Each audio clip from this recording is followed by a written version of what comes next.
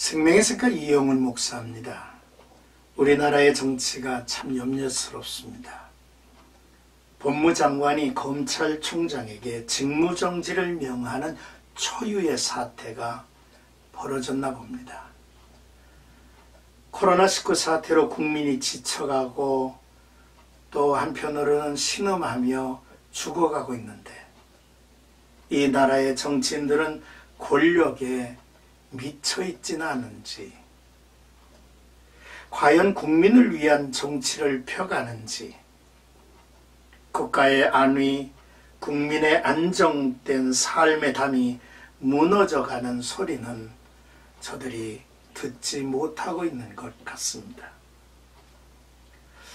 이런 나라를 만들려고 정치인이 된 것은 아니라고 생각을 하죠. 참으로 나라를 걱정하면서 밤잠을 설치는 그러한 국민이 없도록 지도자들이 좀 잘 해주기를 부탁드립니다. 오늘 우리가 함께 나눌 말씀은 에스겔서 33장 1절에서 9절까지 파수꾼을 세운 이유라고 하는 주제입니다. 선지자 에스겔은 두 번 파수꾼의 임명을 받습니다. 처음 에스겔은 다가올 하나님의 심판에 대해서 이스라엘에게 고해야 하는 파수꾼의 임무를 3장에서 받습니다. 그리고 에스겔이 전한 대로 하나님의 심판이 이루어짐으로써 파수꾼으로서의 임무를 완수했습니다.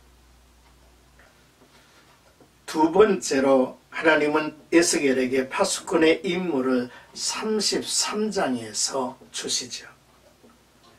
이것은 에스겔이 새로운 메시지를 가지고 또다시 이스라엘 백성에게로 가야 한다는 의미입니다. 에스겔은 이제부터 이스라엘에 대한 하나님의 구원의 메시지를 고하여야 했기 때문에 하나님께서는 다시 그에게 파수꾼으로서의 임무를 깨우쳐 줄 필요가 있었던 것이라 여겨집니다. 오늘 본문의 내용은 에스겔이 다시 영적 파수꾼으로 임무를 받음으로 유다의 회복으로 전환점을 이루는 메시지의 시작이 된 것이지요.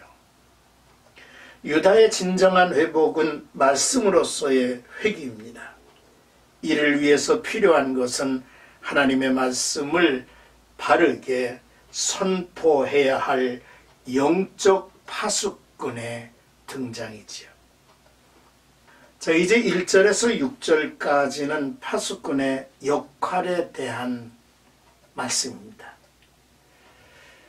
파수꾼은 고대 이스라엘 사회에서 잘 알려진 직업이죠. 그는 고지대나 막루에 서서 적의 접근을 경고하는 역할을 담당합니다. 특히 택하여 파수꾼을 삼는 이라는 표현은 자신들의 안전을 위해서 사람을 선택하여 세웠다는 의미죠. 그만큼 당대의 파수꾼의 역할은 반드시 필요했고 중요했습니다.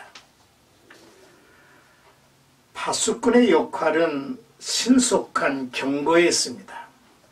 또한 말로 경고하여 떠나게 하는 것이죠. 파수꾼에게 떠나게 할 힘은 없으나 그만큼 성실하라고 하는 의미입니다. 파수꾼의 경고를 통해서 백성들은 전쟁을 준비하거나 피신하여 자신의 생명을 지킬 수 있었습니다.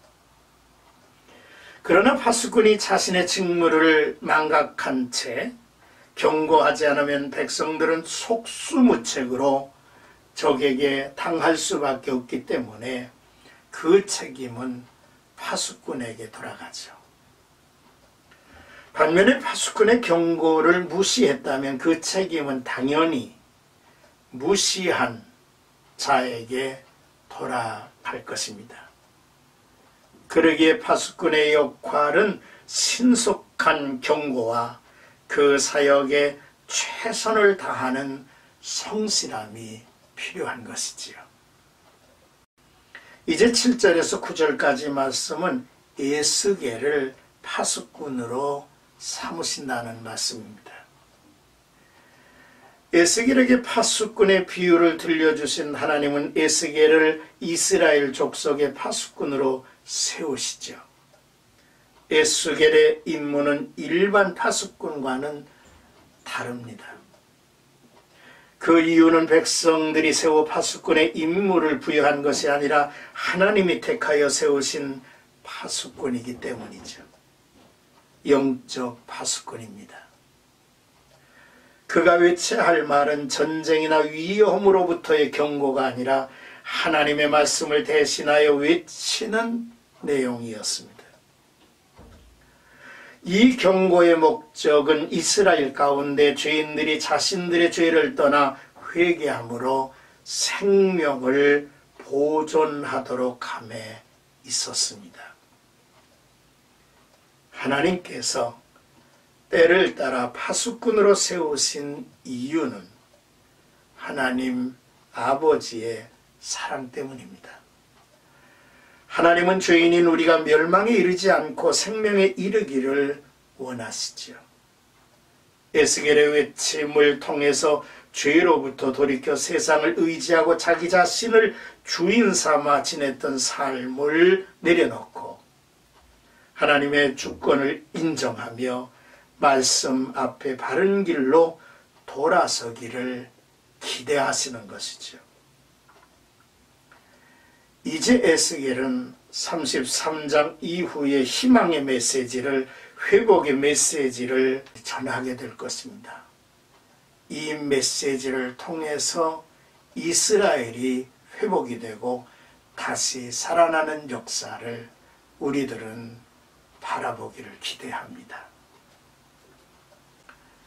사랑하는 색가가족 여러분, 에스겔의 부르심처럼 하나님은 우리를 파수꾼으로 부르시지 않았습니까? 파수꾼의 첫째 조건은요, 바라봄과 들음에 있습니다. 하나님을 향하여 바라보며 하나님의 음성에 귀를 기울이는 게 파수꾼의 첫 번째 조건이죠.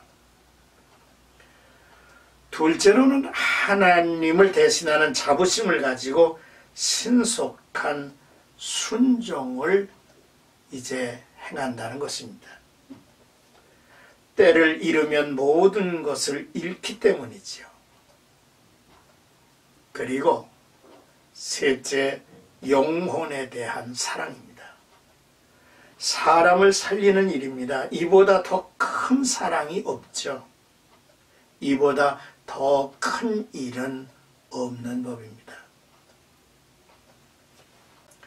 바울은 디모데에게 이런 얘기를 했습니다. 너는 말씀을 전파하라. 때를 얻든지 못 얻든지 항상 힘쓰라.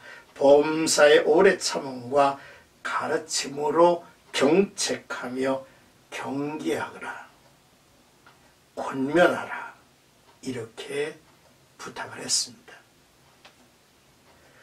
뿐만 아니라 이사야 62장에 보면 예루살렘이여 내가 너의 성벽 위에 파수꾼을 세우고 그들로 하여금 주야로 계속 잠잠하지 않게 하였느니라. 너희 여호와로 기억하시게 하는 자들아 너희도 쉬지 말라. 이런 말씀을 들려주셨어요.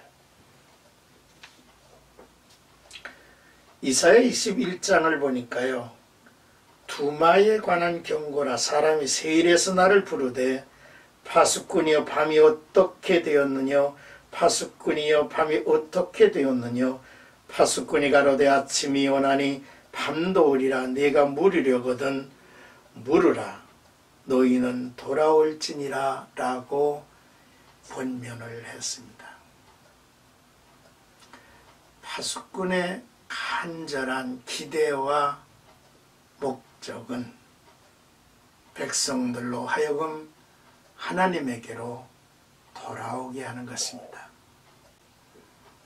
오늘도 이 나라의 어수선함과 또 서로가 갈등하며 서로가 분쟁하며 분노하는 이 세상을 과연 어떻게 치유해야 하겠습니까?